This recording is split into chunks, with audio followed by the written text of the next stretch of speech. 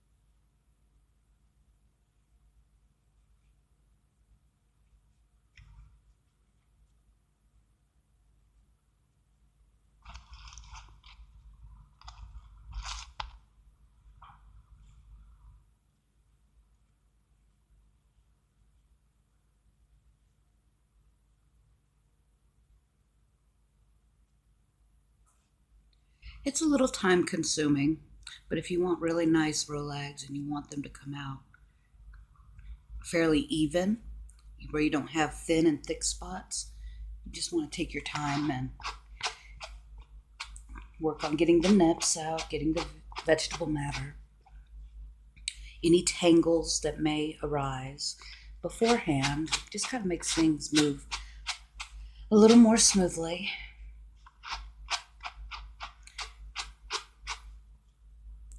See? All right, let's see.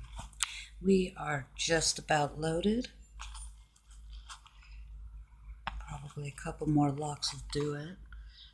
So let's see what we have on this end here. I kind of like to mix some of the softer with the coarser wool.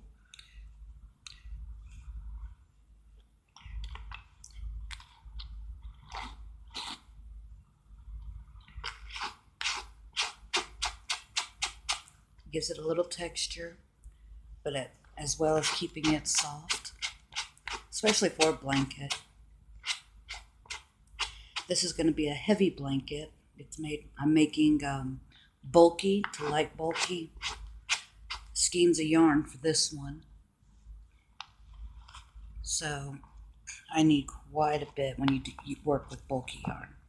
Okay, so this is what my garter looks like. Okay, I have a little thin spot right here and a little right here. So let's go ahead and add a little bit more.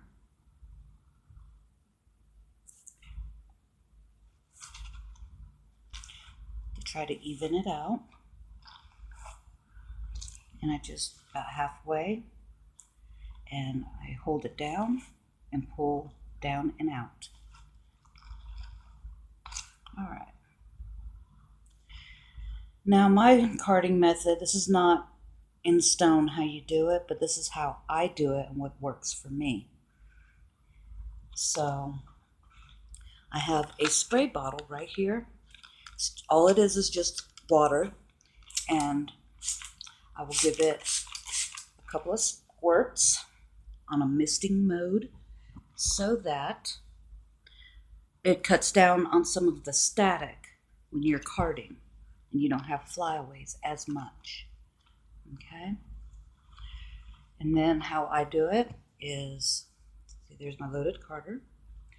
I take the tip, right, the very end, and I grab and I just pull down and out. And I slowly work my way back up the carder. And you see that the wool is transferring. Every now and again, I'll take a look at this carder in between swipes to see if there's any vegetable matter I may have missed, or any little bumps or nips, like here's a little nip right there that I missed, so I'll just pull that out, and then I keep carding.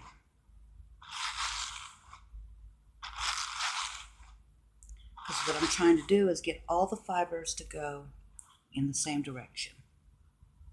Okay. And then once I get that pass over with, I transfer what's on that side to the second carder, take the one that I started with, and I'll repeat the process until the fiber is as smooth as I'd like it to be before rolling it into a roller. Okay. See, got a little bit of bumpiness here, so what I will do is I'll pick that out. And how I pick it out is I'll grab the bumpiness and I'll pull down and out so that I try to keep as much of the wool intact, but I take out the little bump. Okay, and give it one more pass.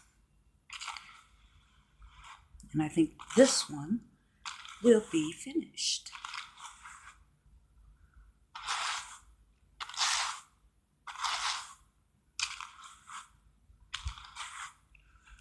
Okay.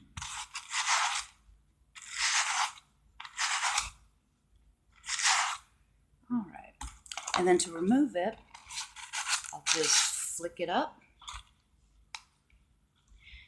And I'm ready to roll it into a Rolag.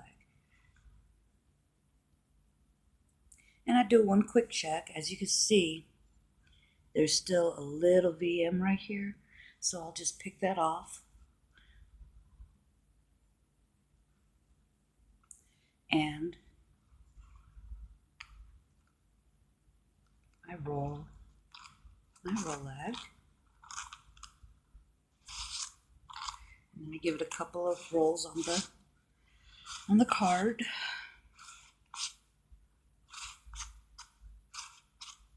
Give it a little swishy. And then I have a Rolag ready to spin. So you can either leave it in the sausage form or you can roll it up into a little coil. But for now, I'm just going to toss it in my basket with the rest of them and card some more. So each Rolag, typically, depending on how bad my wool is, will take me about 5 minutes to 10 minutes to card one out, depending on how dirty or how much VM is still in the wool. Because this fleece is actually, if you can see, it's been washed, but it's still got quite a bit of VM. So it takes a little prep work to work with it, but that's all part of the process. But see, what I like to do is I'll separate the locks. See here?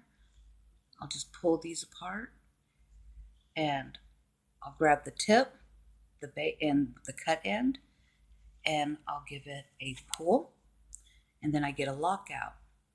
These ones I'm gonna have to flick pretty good.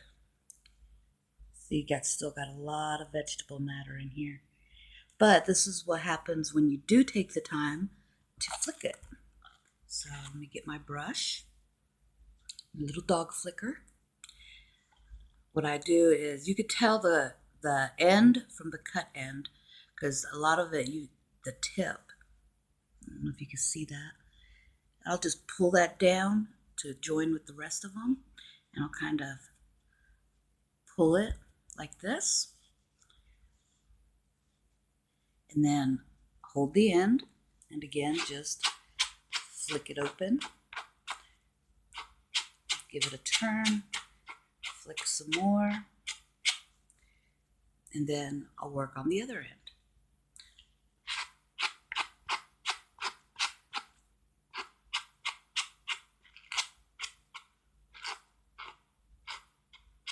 Let's see. Got a little bit of vegetable matter still in there. But a lot of that, because you're going to be washing the wool again when you spin it. As you spin, it's going to, a lot of that's going to still fall out. So, but it's a lot cleaner than what it was. All right. Well, that's my method. Is This is a fun process. It's a patience process, something that I enjoy doing. Thank you for watching, and you have a blessed day.